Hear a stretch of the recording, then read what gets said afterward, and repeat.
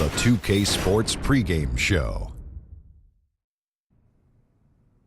Greetings, everybody. Welcome to 2K Sports. I'm Ernie Johnson here with Shaquille O'Neal and Kenny the Jet Smith.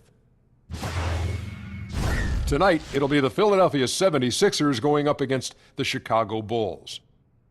Looking at the Bulls, the waiting game is over. They've been building team chemistry, refining their strategy. They feel like they have a great game plan in place to nab a victory in Game 1. And tonight, we'll get to see it all unfold. Fellas, it is always fun to watch Ben Simmons. The combination of size, speed, ball handling, passing. Shaq, the list just goes on and on and on and on and on and on. Dun, dun, dun, dun. He and the Greek Freak are a big part of this league's future. Having playmakers that size is a huge advantage. I'm curious to watch his jump shot develop. Simmons is taking the point forward distinction to a whole nother level. And now with the tip-off coming up shortly, time to send it to Kevin Harlan for the call.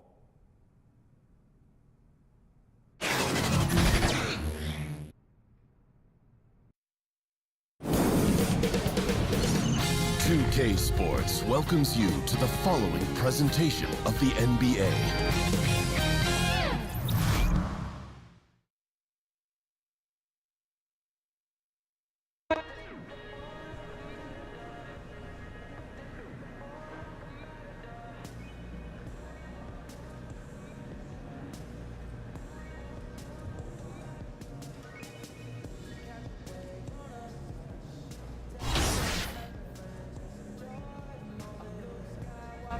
Yo, Ben Simmons. What's up, man? How you doing? Yo, Big Ben. Yeah. The Fresh Prince. Yes, sir. Thunder from down under, man. That's me. Yo, it's good to see you, bro. Yeah, you too, man. You too. Yo, you don't even know who I am, do you? Nah, I'm a little lost. My bad. AI, man. I played you. I'm in the NBA. Oh, yeah. What's up? Yo. Good? Yeah, man. Oh, what's up, man? That's good. It's good to see you. It's good to see another international player in the house. Sure. Man. Where'd you play? Yo, I played in China for a bit. What'd you learn out there? I learned a few things. Xie, that means thank you. And Sudeda, that means wrong guy. Okay.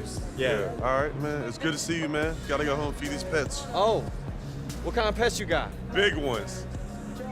Oh, okay. Welcome to 2K Sports. We have the NBA coming up. Great to have you with us. With Greg Anthony, Chris Webber, and David Aldridge, Kevin Harlan. And joining us tonight, a man who once said he will never write another traditional sports column. Please don't say that so, Bill Simmons. Don't say that. Well, now you just have to tweet. You need 280 characters, and you can pretend you're... Philadelphia shooting their 7th attempt at the foul line in this one. And as a group, they shot 75% from the line last season.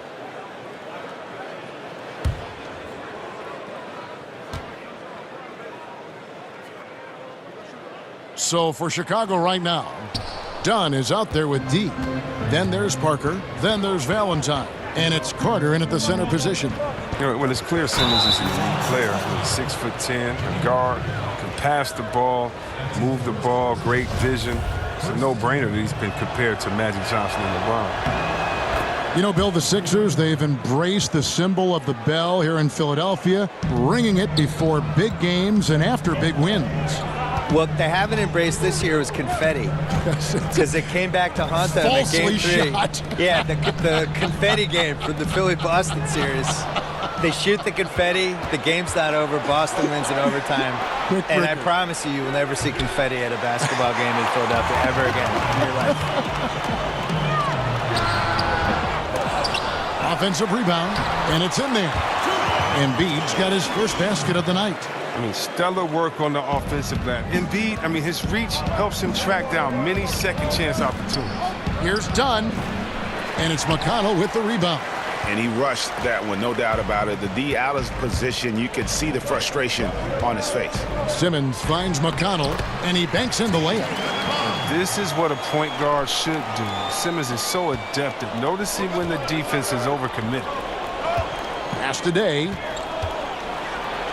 Oh, and that one, no question, powered it down. And just looking back at AI and how he started his NBA career, What a way to make an entrance into the league in a pressure-packed situation, Greg, like this. Yeah, and a lot of players would have been overwhelmed, but AI was instrumental in getting the win and helping the team secure a playoff berth. What an incredible moment it was for him in an NBA debut. Again, Philadelphia. Proving how legitimate of a threat he is inside. I mean, once Embiid gets it this close, it's all but over. Parker kicks to Dunn. Ball's knocked loose and stolen by Butler. 3-on-3. Oh, the lob for Simmons. Up high to stuff the alley-oop. Demonstrating how fast he is. Simmons enjoys going up to hammer home that alley-oop. And that Unleash Chaos replay presented by Under Armour. Hover Havoc, giving us a chance to relive that exciting play. McConnell with it. Now guarded by Dunn. Here's Butler. And no good. Had a chance to take the lead there. And that's the shot you want to create. They just can't get it to fall. Well, that just shows you can do everything right sometimes but still get the wrong result. And he gives that rim a good tug on the way down. Oh, that's how you drive your point home right there. Now McConnell. And Simmons kicks to Chandler. Bill, your long-lost cousin Ben Simmons headlined a tremendous rookie class in 2017. And in fact, people might think it's the best rookie season ever in the history of the league.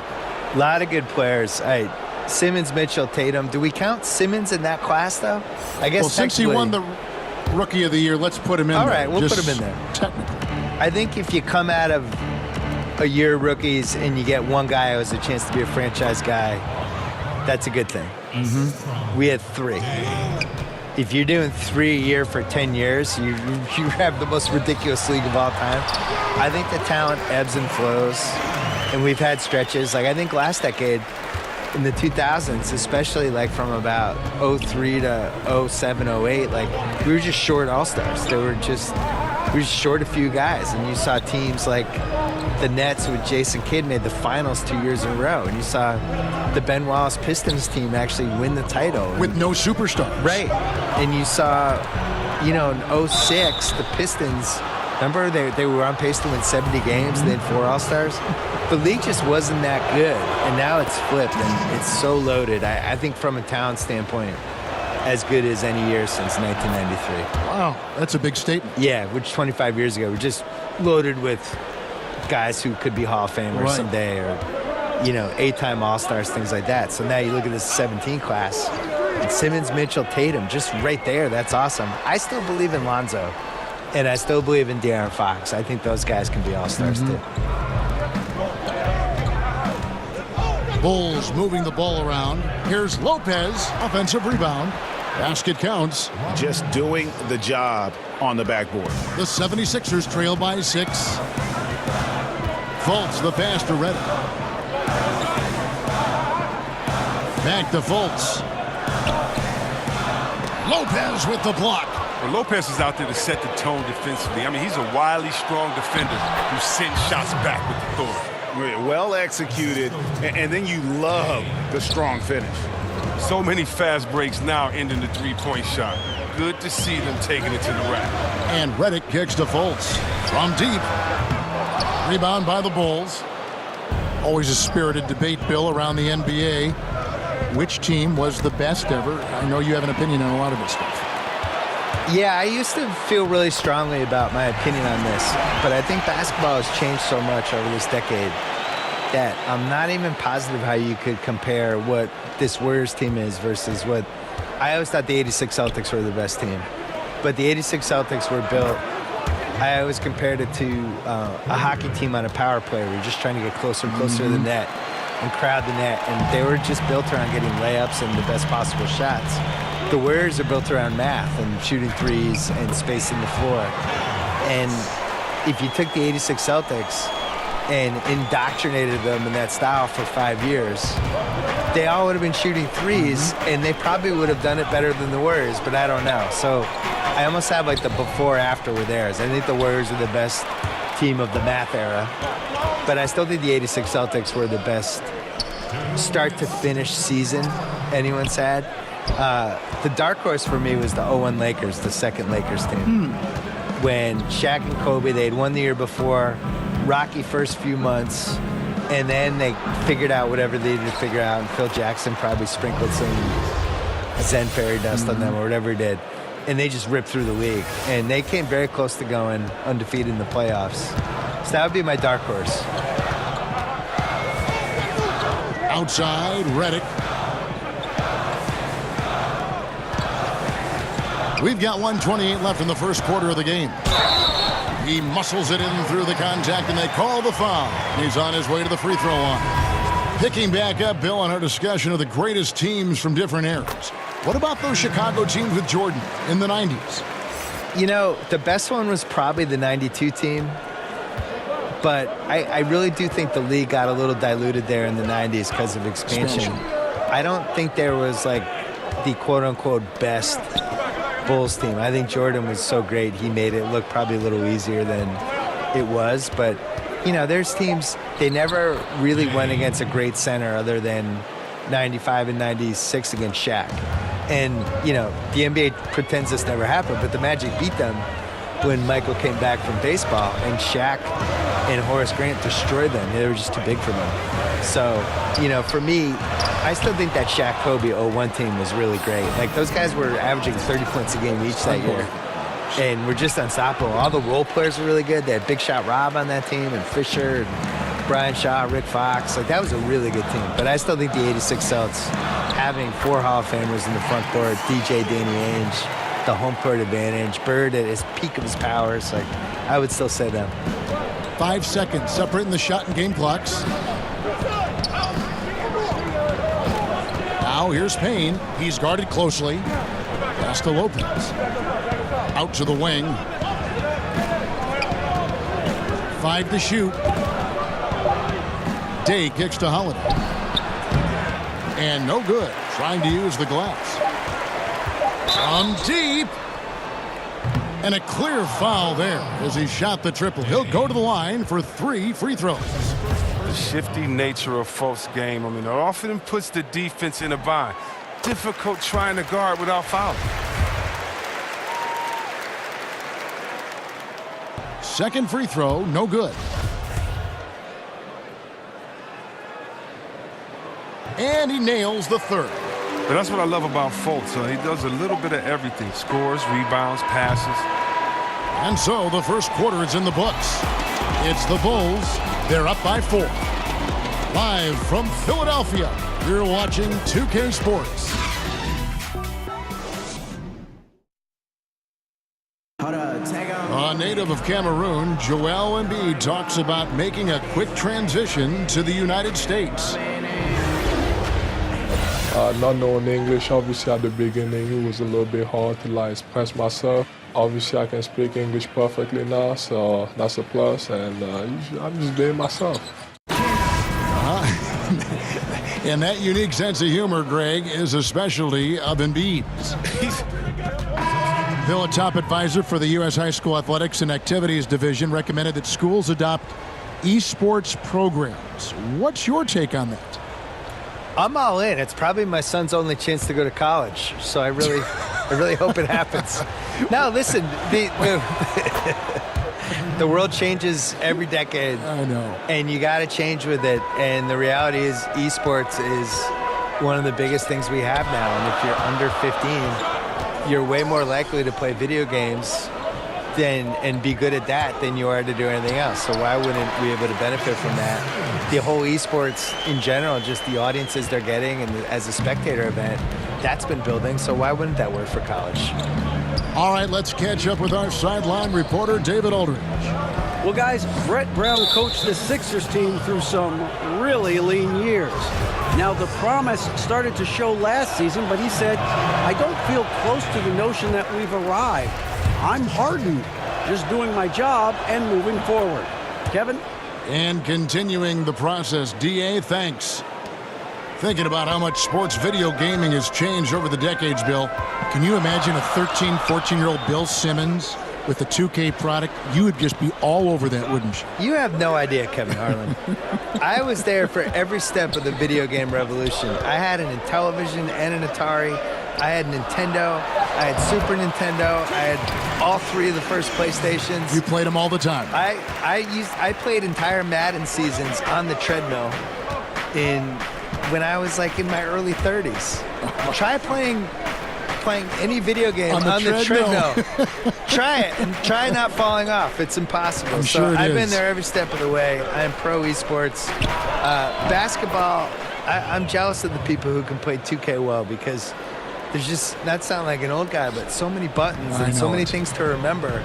I'm always so impressed when people just remember all the combinations and stuff. I'm jealous. Like your son does it. My son he plays can do it. I know it. But I could have done it. I know you could have. I want to take 1984 me out of a time machine and just give me this game. I would have unleashed. Yeah, but 13-year-old Bill Simmons would like what 40-year-old Bill Simmons is. 13-year-old Bill Simmons would be amazed that 48-year-old Bill Simmons was getting paid to do anything. He'd really be excited about that. Just that he wasn't living at home. We would have been fired up. With Embiid, modern superstar knows how to connect with fans using his social media to his advantage. He has got a very charismatic side to him. He does. I wish he cared a little bit less about it. I don't mean to sound like an Embiid critic, but I think he's very aware of his surroundings at all times. You could feel it at the playoff games that I went to in Boston, where he's very aware of the fans, and he's very aware of getting booed and kind of looking around, and I think there's another level that he can go to as a player of just like, guess what? None of that stuff matters. Just play basketball. You're 7'3", and you're unstoppable. I thought he just needs to be a little more locked in and a little less aware of that other stuff, and I think he needs to be in better shape. You saw in the playoffs, he would peak in the first 3 quarters, and by the 4th quarter, I thought he was dead. You could see his hands are on his knees. And the reason he wasn't in great shape was he'd never come close to playing that many minutes in 4 years. So the key for him is, can he play around 70 games a season? Can he play 30 minutes a game? Can he get to 2,100 minutes for the year? And can he have something left in the tank for the playoffs? Because his conditioning really hurt him against the Celtics. McConnell finds Simmons. Good. And McConnell gets the assist. McConnell's got 6 assists in the game. Guys, his consistency in terms of shooting has really helped them seize control. And stolen by Simmons. Here's Butler. Oh, and the jam by Butler. Oh, the quick hands of Simmons. He's great at realizing when to risk going after steals. And Bill, on the topic of Joel Embiid, sometimes we don't appreciate what a big man has to go through because constant leaning, bumping. I mean, they play a game so different than guys that are on the perimeter that don't face that constant guy on you. Right. And the fear with him is some people's bodies maybe aren't meant to play basketball for 20 years, you know? And you watch him, he's 7'3". He's just giant arms, giant legs. And when you watch him run, you kind of feel it. Whereas there's other guys when you watch them run and it just makes sense. Like, I still remember seeing KG early in his career. It's like, wow, that dude was meant to play basketball. He was just like a gazelle, you know? Giannis is like that. LeBron is like that. Embiid is really tall, and he's carrying weight, and there's just a lot of pressure going to his joints, and I just hope he can stay healthy. Like with Yao. Yeah, Yao is a great example. Greg Oden. Andrew Bynum, I think, is a really good example. Andrew Bynum was the focal point of the Dwight Howard trade in 2012. He's out of the league 2 years later. So, you know, you start going over 7 feet with these guys, and Kareem is an anomaly. Bill Walton, Yao, Ilgauskas, Rick Smith. These are all guys that got injured because they were too tall. Hey, Bill, thanks for coming by. Fantastic stuff as usual. We really appreciate your time. Appreciate being on. Go Celtics. You can't root on these. I'm absolutely rooting. That's my team. And Greg, how much fun is it to have Bill with us? Such a prominent voice in sports journalism and never afraid to speak his mind. You know, oftentimes when you gain popularity, you become a little more conservative, a little more reserved, but not Bill. And that's why he's maintained such a tremendous following. Robin Lopez is checked in for Zach Levine. And that one's good, Simmons. And this is what you want to see from Simmons. I mean, you want to see him drain the ball in the in-between spots. It only makes him more confident. And stolen by Simmons. Now 8 seconds separating the 2 clocks. Butler kicks to McConnell. Some nice ball movement here by the 76ers. Here is Day. 5 points in the game. Embiid with the steal. Now, here's McConnell, defended by Day. Chandler right side with 1 on the clock. And so it's the Philadelphia 76ers with their lead standing at 6 points here at the end of the quarter. And they've created a bunch of turnovers with that terrific D. And now let's catch up with David Aldridge, who's standing by from the sideline. All right, Dave. Thanks a lot. Amir, you guys really changed the energy level tonight. What has been the focus? Just playing with a sense of urgency. You know, we made some mistakes last game, and we're playing much better this game. We got to clean up on a few mistakes and just playing with a sense of urgency. Amir, thanks for your time. Back to you, Kevin. All right, Dave, thank you. And time now for the halftime break with the third quarter soon to follow. Right here.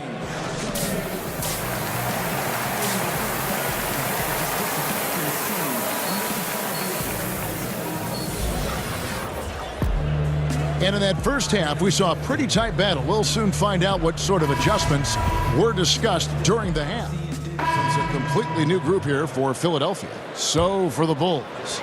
Chris, when you played against a team that you had played on before, did you feel any extra motivation to do well against them? Always. They always got the business. Whether it was I left Golden State and went to Washington, had to give them a triple-double in 40 there. Whether it was after I left Washington, had to come back and give them a triple-double. Yeah. And beat them bad and hug the crowd after.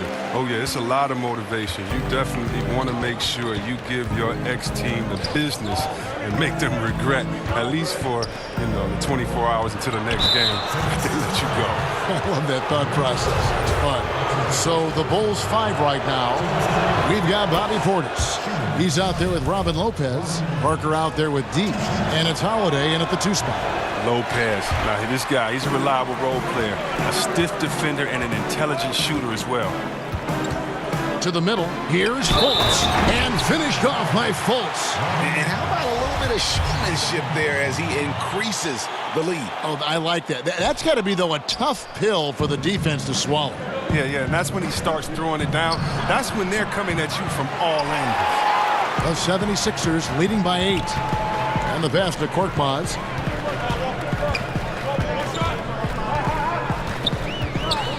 Back to Fultz. And he sinks that one, hitting the back of the rim on the way in. Fultz has got 12 points in the game. Out to the right wing. Nobody near Parker. Drills it from outside. There isn't any player in the league who's going to pass up that shot. There was nobody near him. Inside, here's Korkmaz. He gets that one. And the 76ers lead by 9. They're getting on a roll inside. Their last 3 field goals have come from the paint. Dave, a 3-pointer is right on target. He's got 8. Well, no matter what, he's always going to be one of the most dangerous men on the court. Philadelphia's gone 2 of 5 with the 3-point shot since coming out of the break. Here's Fultz. Makes it off the glass. He's really turned it around here in the second half. I mean, his offense has returned. Bulls trail by 8. From deep 3-point range, and it's Philadelphia with the rebound. Johnson's got 4 rebounds now tonight. Korkmaz kicks to Fultz.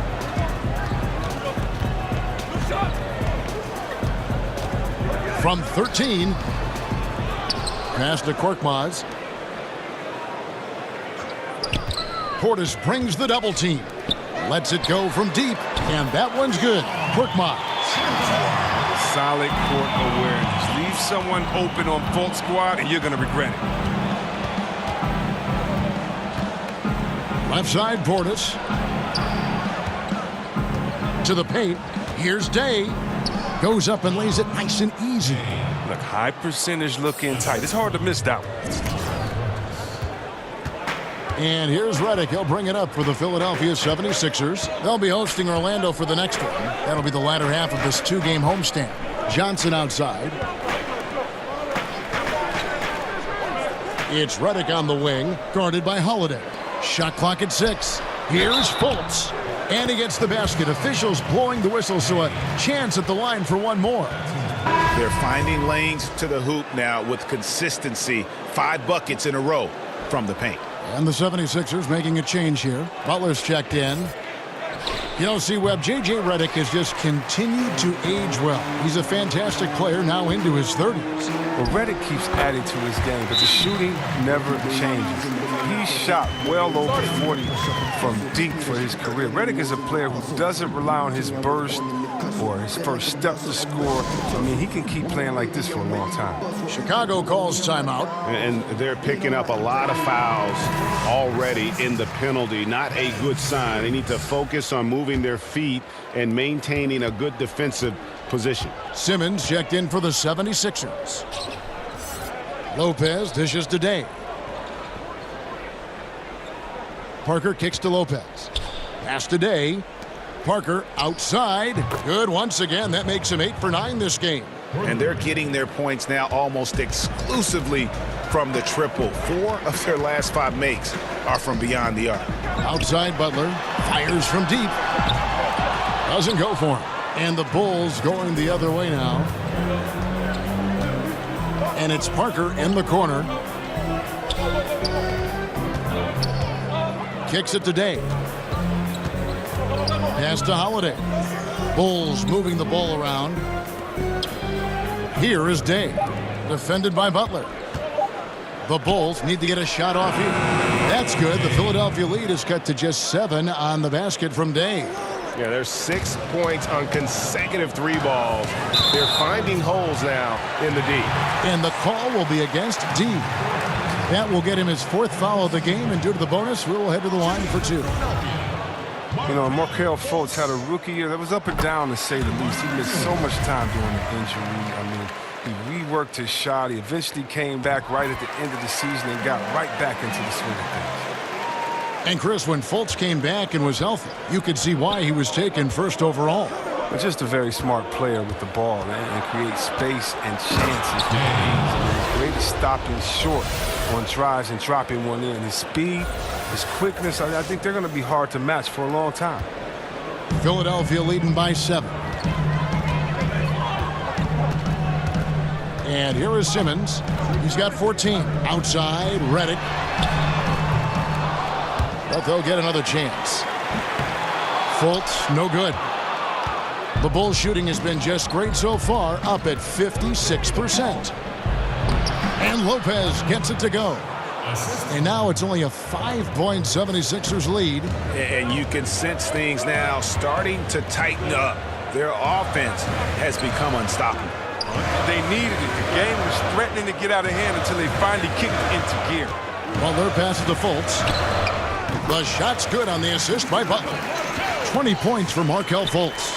Boy, has he put his foot on the pedal here this quarter. He's doing a terrific job in terms of leading their offense. Parker outside. He kicks it to Holiday. Here is Day. Guarded by Fultz. 4 on the clock. Holiday with the 3. The rebound by Johnson. Johnson's got 6 rebounds now in the game. To the inside. Shot's good by Simmons. And now a 9-point Philadelphia lead. And once Simmons turns on the Jets, there's no stopping him. I love seeing him play with this much confidence. And so it's the Philadelphia 76ers in control with the 9-point lead to end the quarter. And they've done a phenomenal job down low, so many of their points coming right at the rim. Here now a chance to show you our assist of the game, and it's presented as always by State Farm. Just true artistry right there. I mean, great decision on where to go with the ball, and how about the perfect delivery? How about the unselfishness? Night in and night out, we see guys trying to force their own agenda. Not that time. 4th quarter of action is upon us. Thanks as always for joining us. They've got Jimmy Butler. T.J. McConnell is out there with J.J. Redick. Then it's Johnson, and it's Simmons in at the 4 slot. That's the group on the floor for Philadelphia. On defense, the 76ers. 13 points was their biggest lead in the game. Day kicks to Levine. And it's Parker in the corner. Drains the three-pointer. Parker's got the first points up on the board here in the fourth for the Bulls. The 76ers leading by 6. Simmons on the wing. Defended by Portis. Fast break. Here comes Chicago. Levine with the ball. Then Simmons with the rebound. And Simmons has got the ball here for the 76ers. Levine against Redick to the inside. McConnell. Here's Butler. Shooting foul as the whistle blows. He'll shoot 2 free throws. And Jimmy Butler's a very physical wing, as we know, Greg. Goes about 6'8", 240. And he can tee up almost any position.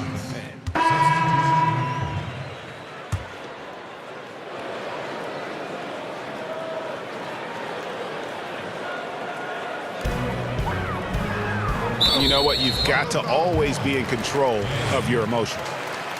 And J.J. Redick, a longtime vet in the NBA, but still plays with a lot of energy. And Redick said he feels like he's been revitalized in the last few seasons with his change of scenery, playing with more joy, and has always been explosive off the ball in his efforts to get open. You can see when he's on the floor, the whole offense seems to pick up their energy. Here's what Philadelphia's going with right now.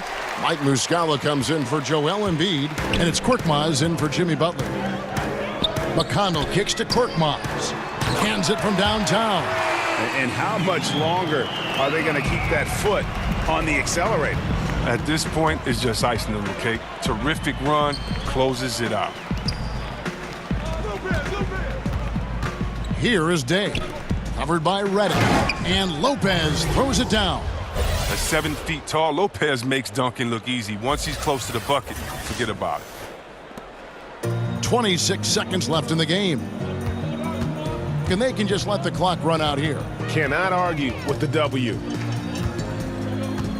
McConnell with it, now guarded by Day. The drive by Redick, and it's in there. I'll tell you what, the energy in this arena, you can feel it. Well, a well-earned victory, feeding off the energy of this hometown crowd really all night. Day kicks to Holiday. So it's Philadelphia winning this one easily, and the outcome of this one was never in doubt. AI, we've got an interview request for you. Come with me. Oh, yeah? Okay. AI, Griff Bryant, thanks for talking with me. Great game tonight. Yeah, thank you. Yeah. Of course. So, considering this was just your first game, I'd say you held your own. How did it feel to contribute right away? Oh, man, you know, it was great. You know, my teammates been really amazing, just helpful, giving me advice on whatever the NBA is going to throw at me. And, you know, it makes me looking forward to contribute to whatever I can do, you know, even just a little bit. After college, you spent some time in China and then in the G League. The NBA must feel like a whole new world. You know, sort of. Like, we're still playing basketball, and I'm still part of a team, you know, like I was in Shanghai and Fort Wayne. My time in both those places taught me a lot about what it means to be a teammate, and I just look forward to using that knowledge to help us get some W's. That's refreshing to hear from someone who just finished their first game of the season. Listen, thanks again, AI, and congrats on the strong debut. Thank you. Thanks, Griff. AI, you're good to go. All right, man.